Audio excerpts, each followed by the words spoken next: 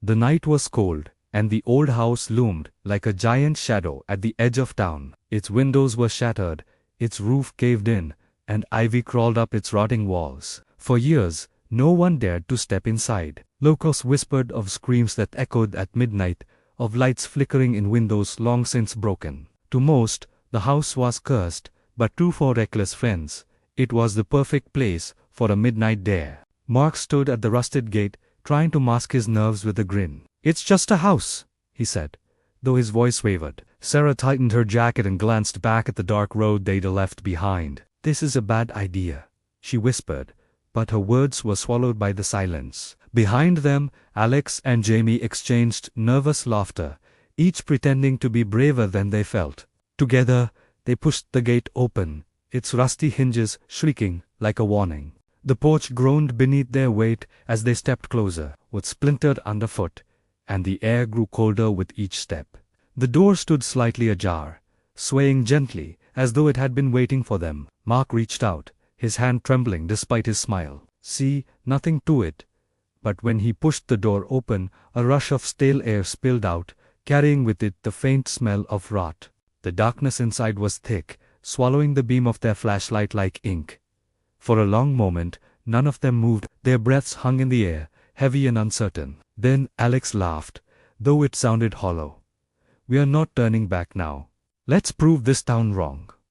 With that, he stepped across the threshold. The others followed, one by one, the floor creaking beneath them. As the last foot crossed the doorway, the door swung shut with a thunderous slam. The sound echoed through the empty halls, sealing them inside. The air inside was colder than outside, heavy and stale, as though the walls themselves had been holding their breath for years.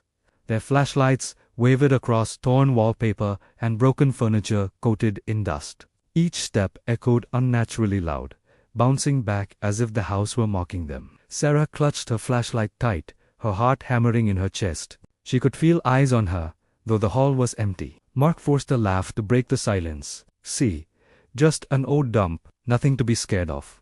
His voice cracked, betraying his nerves. Jamie nudged the broken chair with his foot, dust swirling around him like smoke. "If it's haunted, the ghosts need better furniture."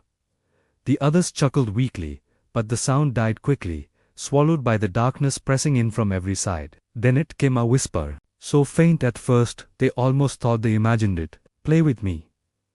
The four froze. Their flashlights darted toward the staircase, where the sound seemed to come from. The shadow stretched unnaturally long across the cracked steps, as if the darkness itself had moved.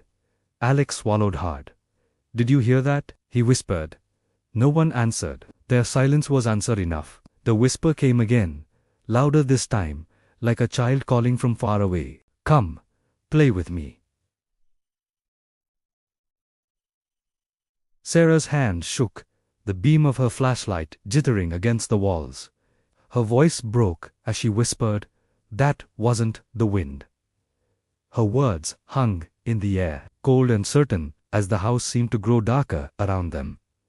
Despite their fear, something pulled them forward. Curiosity, pride, or perhaps the house itself. Slowly, they climbed the staircase, each step moaning under their weight.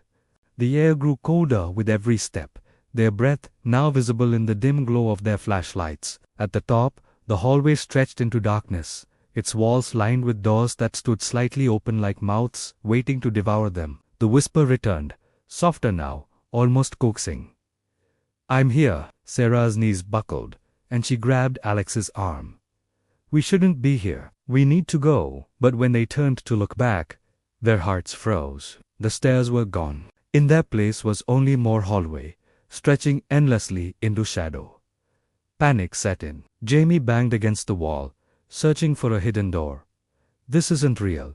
It can't be real. But the hall only seemed to grow longer, the darkness pressing tighter around them. Sarah's flashlight flickered, and for a moment she swore she saw a small figure at the end of the hall, a child, standing motionless, staring back at her. When the light steadied again, it was gone. The four huddled close, their fear choking the air. They were trapped.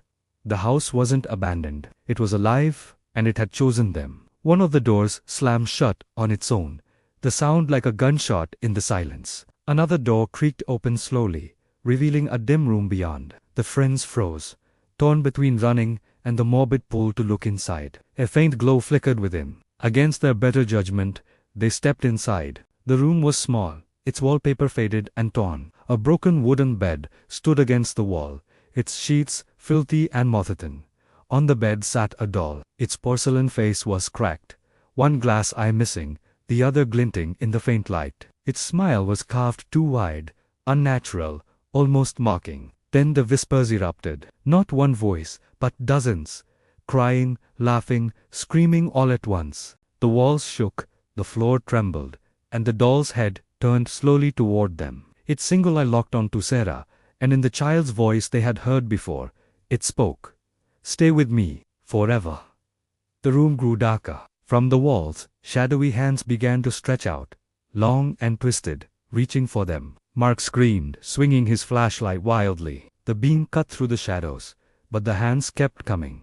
The friends stumbled back, but the doorway behind them slammed shut, trapping them inside with the doll. Chaos erupted. The shadows lashed out, grabbing at their arms and legs, pulling them toward the walls.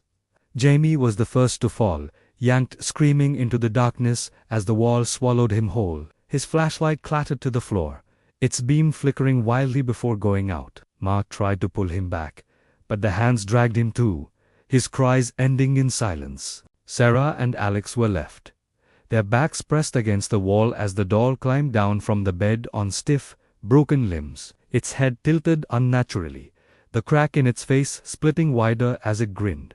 It whispered again, closer this time. "Mine." Alex shoved Sarah behind him, shouting at the shadows, but they surged forward, wrapping around his chest and dragging him into the floorboards. Sarah screamed, stumbling backward, her flashlight breaking as it hit the ground. Darkness consumed the room. She fell to her knees, sobbing, her breath ragged and desperate. The whispers filled her ears, louder and louder, until they became screams. Then, out of the blackness, two glassy eyes appeared inches from her face. The doll leaned forward, its voice a whisper that cut through her soul. "You're mine now." The house fell silent. By morning, it stood as it always had, rotting, broken, waiting. And deep inside, if one listened closely, faint screams still echoed, joining the countless others who had never escaped.